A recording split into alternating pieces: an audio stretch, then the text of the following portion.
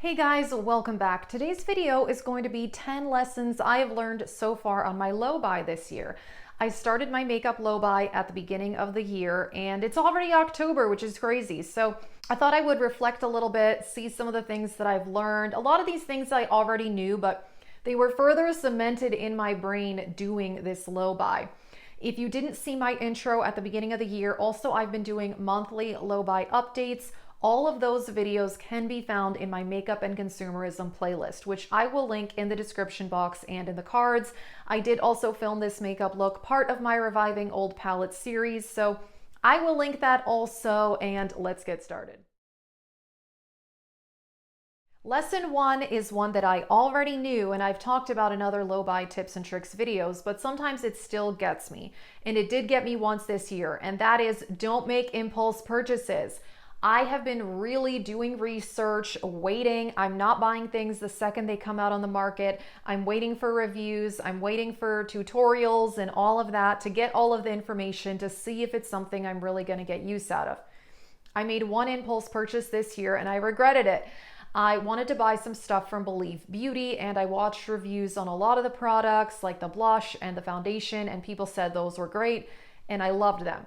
When I was at the store, I saw they had these single potted eyeshadows. I hadn't seen any reviews and I thought it looked pretty and I bought one.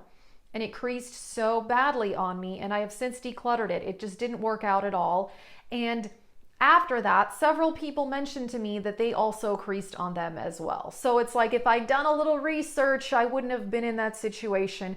Granted, it was only a $4 eyeshadow and that is the only thing this whole year that I've regretted and even impulse purchased, but it goes to show that waiting and doing a little research goes a long way. Lesson 2 is trying to dupe things first. Now, I've been doing dupes videos on my channel for a long time, since I started my channel, but I admit sometimes I don't try hard enough to dupe something, because if I want it, it's like you don't want to know if you have dupes, if you know what I mean. So I've been trying a lot harder this year to make dupes, and I actually, if you follow me on Instagram, I've showed these. These are 3 palettes that I created my own versions of that I was trying to talk myself out of. And I have to say, 2 out of the 3 I've decided I'm not going to purchase anymore because I have similar shades. So this is my version of the Urban Decay Cyber palette. These are mostly discontinued shadows from ColourPop, Divina, and Shop Miss A. Personally, I like my version better. Like I said, I swatched this on Instagram and showed a look with it, and I like my version better. So I'm holding off on the Urban Decay Cyber palette. And then I created this one, which is my little dupe of the Sigma Cinderella palette. And I have to say, I think I did a pretty good job. I think this looks a lot like the palette. I didn't include a yellow gold because I have so many of those. It was like, what's the point? So I think collecting single shadows, putting them in a palette like this, arranging them similarly, it really goes a long way. I mean, if you have single shadows, that is. And then this is my version of the Natasha Denona Retro. And I will say this is the only one that I haven't talked myself out of. Some of these are good shadows, but I know I would prefer the Natasha Denona formula. So it's a bit of a formula thing, but I like my version. I've done some really pretty looks with this. So yeah, I think in the past, sometimes I just didn't put in quite enough effort into making some dupes for myself, really looking through my collection, because sometimes it's like you don't want to know what you already have. Number 3 is also one I've talked about a lot, and that is waiting for a sale. And I'm really glad that I've done that as well, because I created a wish list, particularly with palettes. That's something that I've done on this low buy. I got some of the palettes I've wanted on a really good discount. I just waited. And like the Pat McGrath Mothership 5, I've wanted that palette for quite a while, and I got it for like 35% off on her website. Awesome. Ultraviolet by Urban Decay, wanted that one since it came out. Waited, got it 50% off. So again, don't impulse purchase things on sale, but I've just noticed if I keep a running wish list, especially things that I know they're not discontinued, so it's gonna go on sale eventually, probably. Very few things nowadays are truly limited editions, so something to keep in mind, and that has helped me a lot. Lesson 4, which has helped me quite a bit as well, and that is watching older videos with palettes I already own. And this is why I'm doing the Reviving Old Palette series. Like I said, I filmed this look for that series. I've really enjoyed filming those videos, and that's what I've been doing. I'll look up a palette. Like, I have the ColourPop So Jaded palette a few weeks ago. I watched a bunch of tutorials on that palette from when it first came out. Just the other day, I was watching some of Kinky Sweat's videos on some of the Natasha Denona palettes that I already own. It really helps to kind of refresh a product for me, make it feel new again, give me new ideas of how to use it. Sometimes I even do this with palettes that I don't own but are kind of similar to things in my collection and I know I can create similar looks with. So this also has been very helpful. Lesson 5, which is a big one, and that is I don't even have time to use the makeup I already own, let alone if I buy more. Particularly with palettes, I have 80-something eyeshadow palettes. That's a lot. There are palettes in my collection that I haven't used in over a year or over 6 months, which is really, really sad. And that's why I'm really working hard on shopping my stash, rotating through my collection. Yeah, there are things that get neglected and yeah, I just don't have time. So it's like if I bought a whole bunch of more palettes, I don't even have time to use the palettes I already own. So this one has really also helped me a lot and also helped me wait for sales too, because it's like, well, I have plenty of other palettes to use. I don't need to buy that right now. And like the Urban Decay Cyber, I was convinced I was going to buy that anyway. And then I made my dupe and I like my dupe better. So now I feel like I don't need it anyway. So, and it's like, how often am I going to wear the duochromes anyway? So something to think about. And yeah, also been very useful for me. Number 6, I definitely already knew, obviously, and that is that makeup goes bad. But in the last year or so, and last year as well, I had some lip products that expired. And particularly cream products do go bad faster than powder products, but I had some eyeshadow palettes earlier this year that were about 3-4 years old and the pigmentation was not as good anymore. They were getting really crumbly and flaky and difficult to use. Now, luckily, it hasn't happened a lot for me with powder products. I've got palettes and blushes in my collection that are 3 to 4 years old and they're still working perfectly well. And I do have some cream products that are 3 years old that seem fine, so I'm still using them. I don't get rid of something until it's like irritating my skin or separating or smells really bad or not performing as well. So, you know, I definitely go by that, but I've just learned some things go bad way faster than others. And yeah, obviously powder products last a lot longer, but even those don't last forever. Number 7 is a big one that I have realized this year. And that is, I'm trying not to buy things I won't use that often. For example, bold lipsticks and colorful eyeshadow palettes. I already have quite a few colorful eyeshadow palettes and I love colorful eyeshadow. I do. But if I sit and think about it, how often do I do a colorful eye look? For me, it is about once a week. So that's pretty decent. But the 5 or 6 other days I wear makeup, I do much more neutral looks. Or I do one that's like slightly colorful, like, you know, a light purple or something, but not like a full-on rainbow look.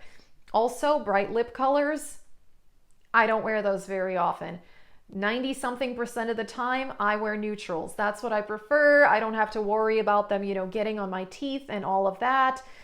So that has been a big thing for me. There have been a lot of eyeshadow palettes that have come out this year that were so beautiful, but they were colorful and I wanted to get them. For example, the Fancy Face collab with Odin's Eye. That palette is beautiful and I was set on getting it, but I realized I have similar shades in my collection. There's a lot of beautiful colors in there, but I just know they're not colors I'm gonna wear that often. And so a lot of the palettes I have bought this year have been on the more neutral side, but if I'm gonna get more use out of it, that's what matters, you know? I think we need to, you know, cater to ourselves and not our fantasy selves. I mean, sure, I would love to wear colorful eyeshadow more often, but that just doesn't really work out in my life. It's not as practical for me, unfortunately. So yeah, that's a big one. The bold lipsticks, been trying to avoid those because I don't wear those very much. And yeah, and I will say one of the few colorful palettes I bought this year was the Sydney Grace and Temptalia palette. And it is the least used out of all the palettes I bought this year. It's so beautiful and I love it, but it's very bold and I just haven't had a chance to use it as much because like I said, I only tend to do those type of looks maybe once or twice a week on the weekend.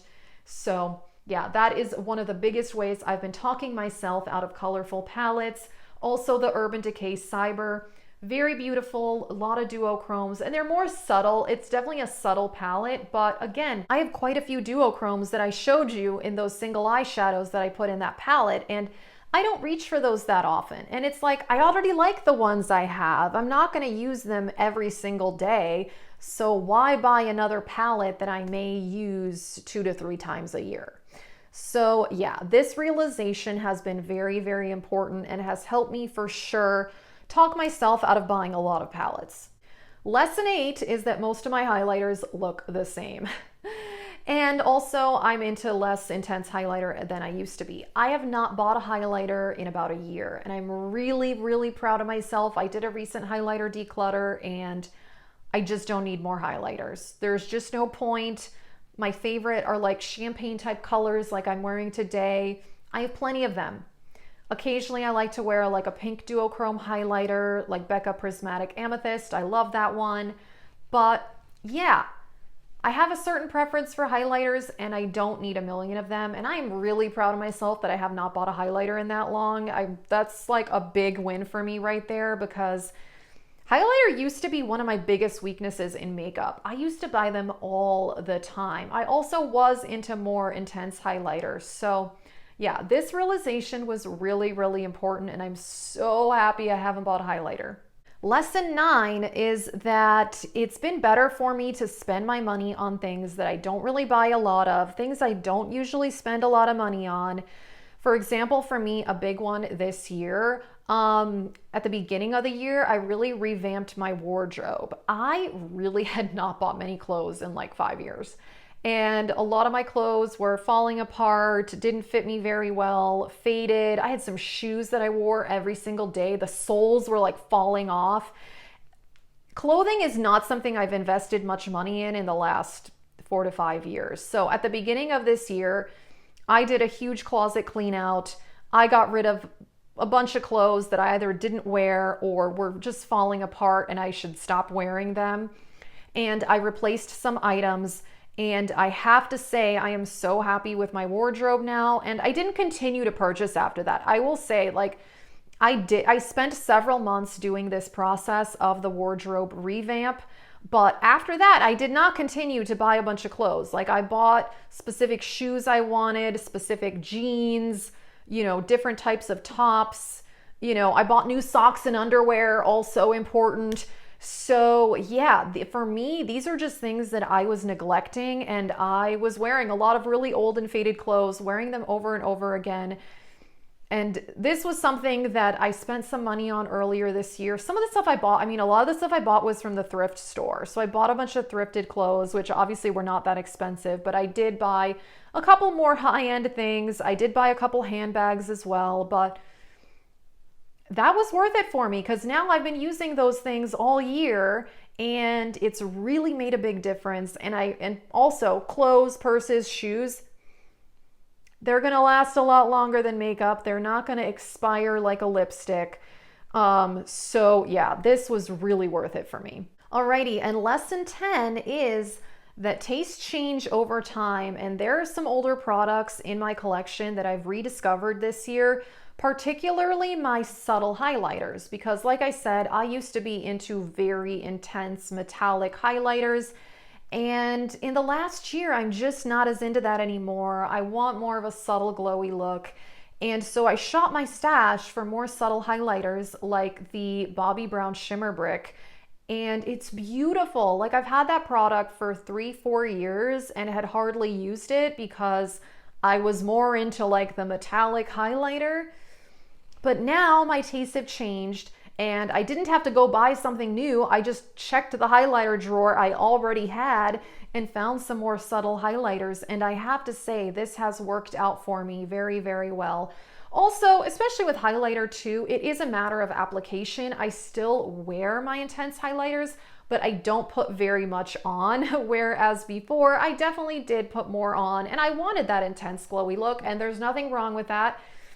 I think we should all wear what we want to wear, what we enjoy, but basically I have found that my taste changed, but I didn't need to go buy something new. I just opened the drawer and repurposed products I already had. That is it for this video. These are 10 lessons I've learned so far this year on this low buy, and I'm really enjoying it, and I don't know what I'll do afterwards. We'll see, because I definitely don't want to go back to buying multiple palettes a month. That was a lot. I don't even have time to use them. So I've really been enjoying my low buy. So if you want to see my other low buy videos, check out the makeup and consumerism playlist. Like I said, I filmed this look, so you can check that out as well. That is it. Let us know if you're on a low buy or no buy. How is that going for you? Thank you so much for watching, and have a great day.